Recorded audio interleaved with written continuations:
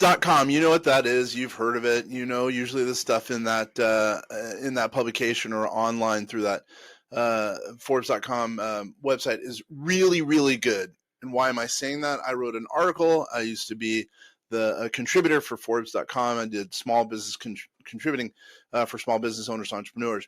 I wrote an article, 5 tax hacks for entrepreneurs, and it still holds true today. Some of the concepts I talked about, I'm going to throw some of those ideas out really quickly right now. They will add value if you're an entrepreneur who's pretty well heeled. My name is Kenneth French. I'm here talking to vast voices, telling business secrets to entrepreneurs. A lot of people don't know about these 5 tax hacks that can really save you money, that are legal and very smart.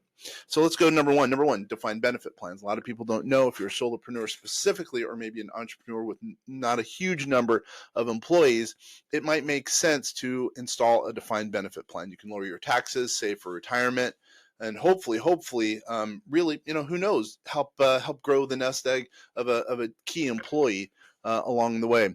Number 2, 453A, basically an installment sale. You can, let's say you have a business that you have $1 million basis in, and now it's worth $10 million. You can basically stall out some of the payments, and it lowers your tax liability. Very complex, but it can really save an entrepreneur a lot of money if they're selling their business. And even on the buying side, you can save some money, because you're helping the business owner to, the selling business owner to lower some taxes as a result. Captives, 831Bs, huge way of lowering tax liability. Just recently, we helped a client put in $2.5 million in premium, lowered his big time, lowered his risk profile, and then also helped him to save money in taxes. But really, he was doing it specifically to, lower his risk. He had huge amounts of risk, couldn't find insurance out in the if you will, the retail marketplace. Now he has customized insurance policies that are now also lowering his tax liability along with the risk. So 2 things that are, a whole bunch of things that are wise there for him and for a lot of business owners as it relates to, lowering risk and also lowering tax liability. Number 4, 1202 QSBS is sometimes what they call. It's an IRS code. Basically, if you have a C Corp, it basically makes it sometimes so you don't have nearly as big of a tax hit, because you don't have to pay on the earnings, on the difference between your basis and what you're selling the company for.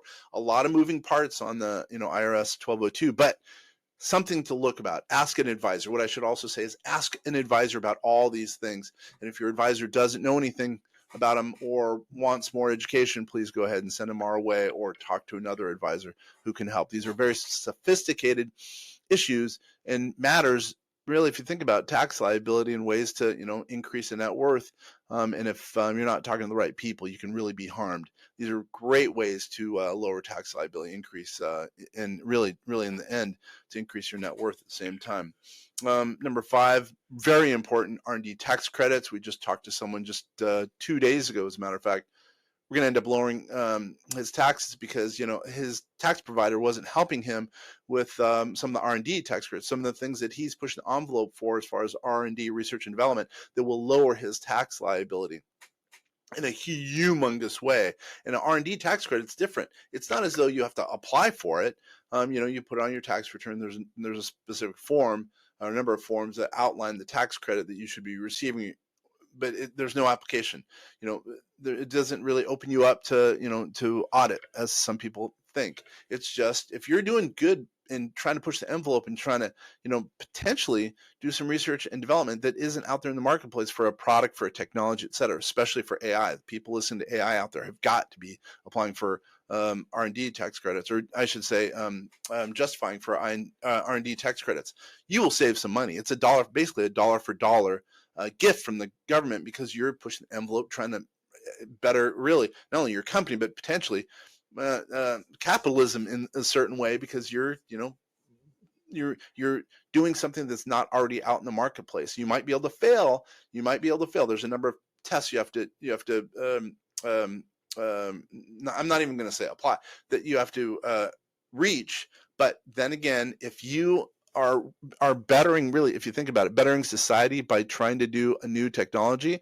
It's better for the United States. Really, I would almost say, this is going to sound crazy, it's better for humanity at what you're doing. Hey, go for that R&D tax credit. Those are the 5 tax hacks that I outlined in my article when I wrote for the, Forbes.com when I was a small business contributor. Who am I? Kenneth French. I run vastsolutionsgroup.com, and we're here talking about, really entrepreneur issues. And what are some of those issues? Well, taxes, finance, we talk about AI. We're doing everything we can to help the small entrepreneur who's really probably now struggling more than ever. Here we are in 2024 and 25, really getting ready to, hopefully expand their business. And that's what we're here for, is to help you as a business owner if you're in that camp. If you have any questions, go ahead and go to vastsolutionsgroup.com. Again, vastsolutionsgroup.com. If you have any issues, you want to learn about some of the things we've talked about, you can reach out to us. And if you have any specific ways that we can better ourselves through what we're doing here on this, our podcast or our webinars that we call Vastcast, please let us know. How do you let us know? Info@vastsolutionsgroup.com. Info@vastsolutionsgroup.com. It's really been a pleasure you spending the time. We totally appreciate you spending the time here learning about the 5 tax hacks that can save you and hopefully make you money in the end.